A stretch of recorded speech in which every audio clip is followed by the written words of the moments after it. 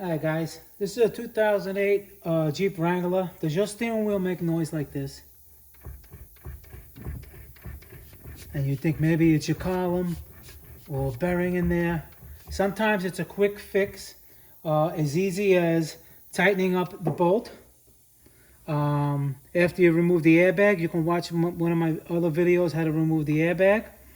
And on this car, believe it or not, it sounded like something was wrong with the steering column. I mean, if you have your tie rods are worn or suspension parts are worn, shocks and everything, and it's constantly vibrating, a lot of people refer to that as the death rattle or whatever you want to call it. It's basically not properly maintaining your vehicle. That's what it is. And going off-road, and you can really make these trucks do anything off-road, but you also got to maintain them. Same thing, you know, with your body, you know. Okay, so simple thing like that is the steering nut getting loose, believe it or not. Simple as that. You torque it down. I just zipped it, but I'm going to torque it back down to the proper torque specs. But now look.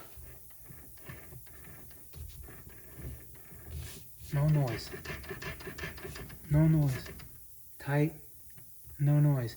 That's a simple fix. That's if you had that noise, and I'll show you again what it sounds like. This is for just demonstration purposes. Obviously, it's not going to be all the way out like that, but if you have that type of noise wiggling from side to side, or you go like this, if you go, oh, steering column. Sometimes it is a steering column. I mean, if you have high miles and everything like that. But what does it take just to take off the airbag? Tighten your bolt, torque that bolt. Do not just do what I did. You have to torque it to a proper spec so it doesn't do that noise. Now,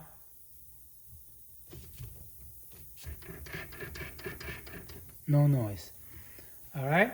So that's just a quick tip. Motor Car Nut 2020. Please subscribe. I see you guys in the next video.